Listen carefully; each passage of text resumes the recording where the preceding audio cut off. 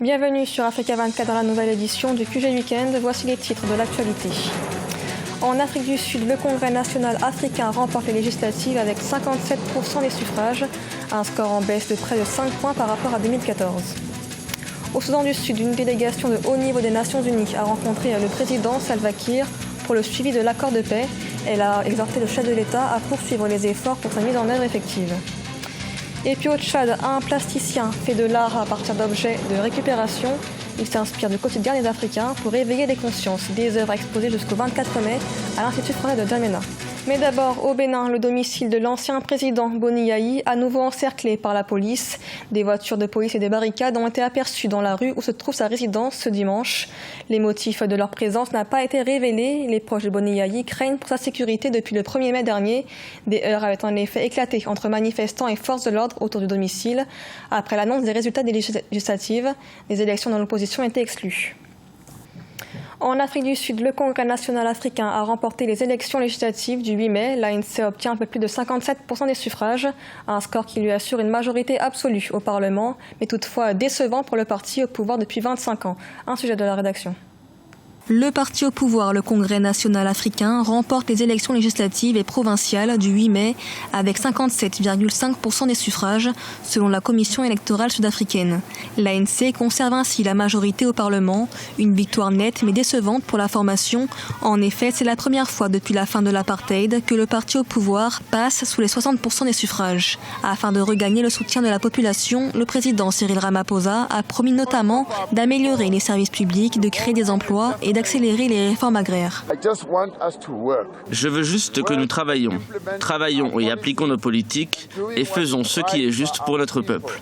En effet, l'ANC, au pouvoir depuis 25 ans, présente un bilan médiocre. Avec un taux de chômage qui s'élève à près de 27%, la corruption qui a gagné le plus haut sommet de l'État et les inégalités sociales qui persistent depuis la fin de l'apartheid, des échecs sanctionnés par l'opposition tout au long de la campagne électorale. Une opposition se renforce d'ailleurs au sein du Parlement, avec 84 sièges pour l'Alliance démocratique et 44 pour le Parti des combattants pour la liberté économique de Julius Malema. La population, de son côté, attend des changements. Nous vivons dans la pauvreté, nous n'avons pas d'emploi. J'espère donc qu'ils nous en donneront. Arrêtons la corruption, qui est la principale préoccupation de l'Afrique du Sud. Nous espérons qu'un changement va s'opérer et que le parti a écouté la population qui demande de l'emploi. Les 400 députés élus devront ensuite choisir le nouveau président de la République qui sera investi le 25 mai prochain. Avec un total de 230 sièges, l'ANC conserve la majorité absolue et ouvre la voie au maintien au pouvoir du président Cyril Ramaphosa. Mais dans une conjoncture économique particulièrement difficile, sa tâche s'annonce ardue.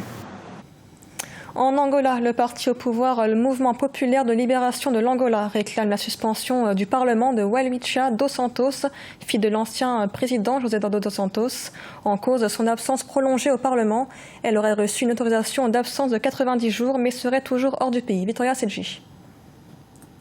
Il réclame la suspension de Welwitschia dos Santos, fille de l'ancien président angolais. Des parlementaires issus du MPLA, parti au pouvoir, dénoncent son absence prolongée. Ils s'appuient notamment sur les alinéas B et C de l'article 151 de la Constitution angolaise de 2010. Selon ce texte constitutionnel, le mandat de député doit être suspendu en cas de maladie ou d'une absence du pays dont la durée dépasse 90 jours. Le motif évoqué ici est tout à fait valable, dans la mesure où il s'agit d'une prescription constitutionnelle. Maintenant, il s'agit de savoir est-ce que participe pas effectivement d'un acharnement au lieu de laisser couler donc ce délai avant de devoir appliquer la sanction. Il aurait peut-être fallu faire une mise en demeure. Welwitschia dos Santos aurait reçu une autorisation d'absence de 90 jours, mais serait toujours hors du pays. Très active sur les réseaux sociaux, la fille de l'ancien président José Eduardo dos Santos avait dénoncé la pression du régime actuel sur sa famille et ses proches. Plusieurs ont été démis par décret ou arrêtés depuis l'arrivée au pouvoir de João Lourenço. Donc on sent en tout cas qu'il y a un climat politique qui n'est pas très serein en Angola. Est-ce qu'on applique la règle constitutionnelle de manière brute ou est-ce qu'il y a des aménagements administratifs? Dès lors que la suspension du mandat a eu lieu, Welwitschia dos Santos devra être remplacé temporairement. Rappelons que du MPLA sont issus João Lourenço et José Eduardo dos Santos, qui gardent encore une mainmise dans les affaires du pays, selon les observateurs. Au Soudan du Sud, une délégation des Nations Unies et de l'Union africaine a rencontré le gouvernement et le président Salva Kiir à Djouba. La délégation a salué l'amélioration de la situation sécuritaire depuis la signature de l'accord de paix en septembre dernier. Les parties sont appelées à poursuivre leurs efforts pour mettre pleinement en œuvre l'accord. On écoute Ismail Weiss, envoyé spécial de l'autorité intergouvernementale pour le développement du Soudan du Sud. C'est le bon moment pour être ici. Et comme nous le savons maintenant, c'est la fin de la période pré-transition. Et nous devons capitaliser sur l'énergie et les engagements pris par les parties prenantes du Soudan du Sud, qui ont d'ailleurs accepté de prolonger la période pré-transitoire pour une période de 6 mois. La Guinée instaure un nouveau code civil, un texte qui introduit un article sur la monogamie. Le régime prime désormais sur la polygamie. Les hommes doivent dorénavant avoir le consentement de leur épouse avant d'épouser une autre femme. Victoria Sedji.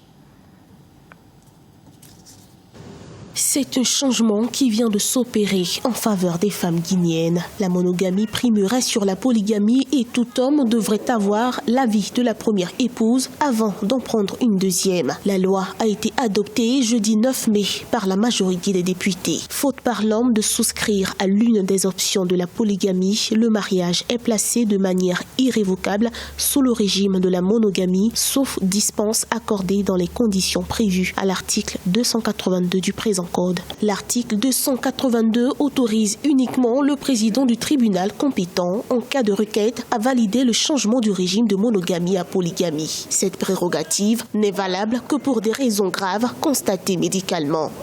En cas de désaccord entre les futurs époux, le mariage ne pourra être célébré. Je ne crois pas trop à ces dispositions législatives, mais là je pense quand même que les hommes guinéens, surtout les députés, ont montré leur souci vraiment, c'est beaucoup plus leur vie privée que les autres problèmes de la Guinée. On a voulu peut-être montrer qu'on a le souci du respect de la première femme, c'est pas possible. Le reste c'est juste de l'amusement. Les hommes se sont encore une fois préoccupés de leur propre confort, c'est tout. Moi déjà je suis vraiment contre cette loi parce qu'il faut carrément supprimer la polygamie. Interdite mais largement pratiquée et jamais sanctionnée, la polygamie a été légalisée en décembre 2018. Le projet de loi, contesté par des défenseurs des droits des femmes, n'avait pas eu l'aval du président Alpha Condé. Ce dernier s'y était farouchement opposé. En Afrique du Sud, l'Académie Nanwa forme des jeunes filles aux danses chinoises. La troupe de danse fusionne les arts africains aux arts asiatiques. Elles y apprennent également les fondamentaux de la culture chinoise, comme le mandarin, et les principes du bouddhisme. Un sujet de la rédaction. Promouvoir les échanges culturels entre l'Afrique du Sud et la Chine à travers la musique et la danse, c'est l'objectif de la troupe de danse Nanwa Arts. Le groupe fusionne les influences des arts de la scène d'Afrique et de l'Extrême-Orient. Une troupe financée par le temple Nanwa, le plus grand temple bouddhiste d'Afrique, situé près de Pretoria. Le groupe Nanwa Art de la scène est un échange multiculturel composé de tambours chinois, de chansons chinoises, de danse chinoise engagées dans la danse africaine, de chansons africaines, de tambours africains et de marimba. En plus de la danse, l'Académie Nanwa, située dans la province du Gauteng, permet aux jeunes filles de zones rurales et sous-développées d'acquérir les fondamentaux de la culture chinoise. Elles y apprennent ainsi le mandarin, les principes du bouddhisme et adoptent un régime végétarien. Un programme qui leur permet ensuite de recevoir des bourses d'études. Rester ici 24 heures sur 24 et 7 jours sur 7 au début, c'était un peu difficile. Le quotidien est différent de ce à quoi nous sommes habitués, en particulier le régime parce qu'il est strictement végétarien. Mais ensuite, nous nous y habituons. C'est agréable de rester ici, nous appelons à la maison de temps en temps. Une ouverture sur le monde asiatique qui a permis à la troupe de danse Nanwa Arts de se produire lors de nombreux événements culturels en Afrique du Sud, notamment dans l'émission South Africa's Got Talent, mais aussi dans plusieurs pays asiatiques comme Taïwan, la Chine, la Malaisie et les Philippines. Découverte d'un artiste tchadien, le plasticien Dof est un artiste autodidacte. Il travaille à partir d'objets de récupération. Inspiré du quotidien des Africains, l'artiste veut éveiller les consciences collectives tchadiennes et africaines. Mahamat Ramadan et Mariam Adramé. L'artiste plasticien Dof, ce jeune tchadien de 36 ans, s'engage dans la création d'œuvres dans laquelle l'art de la composition se conjugue avec le recyclage des objets de récupération. Il s'inspire du quotidien de ses compatriotes pour mettre en scène ses tableaux, des personnages et des symboles abstraits qui font appel à la conscience des hommes dans un monde qu'il juge cruel. Je m'inspire d'abord de mon quotidien, le quotidien des familles tchadienne, le quotidien des familles africaines, le quotidien de nos frères qui essaient de faire la traversée de la Méditerranée dans des conditions pas bonnes. Et voilà tout ce qui m'inspire. Et vous retrouvez des titres dans mes œuvres tels que la synergie, l'immigration, la famille. Certains admirateurs des œuvres de Doff le définissent comme un artiste intemporel qui mesure le temps qui passe et celui qui reste pour combler un manque, notamment l'isolement de son pays, le Tchad, face au reste du monde et le périple des jeunes Africains à la recherche de l'Eldorado lointain. C'est un artiste qui est à la fois contemporain et un artiste aussi intemporel. Il est contemporain parce que quand on regarde les œuvres présentées, on voit le monde tel qu'il est aujourd'hui. Le monde dans sa richesse, mais aussi dans sa violence, dans sa brutalité. Un monde qui, en Afrique ou ailleurs, peut faire de nombreuses victimes. Et je pense notamment à toutes les personnes qui sont mortes ensevelies par la Méditerranée. La deuxième édition de l'exposition de l'artiste Doff se déroule du 10 au 24 mai 2019 à l'Institut français de N'Djamena sous le thème l'intemporalité. Par ailleurs, Doff est un artiste plasticien autodidacte et n'a reçu aucune formation académique dans le domaine artistique. Ce journal a été réalisé par l'ensemble de la rédaction. Merci de l'avoir suivi. L'actualité continue sur Africa 24.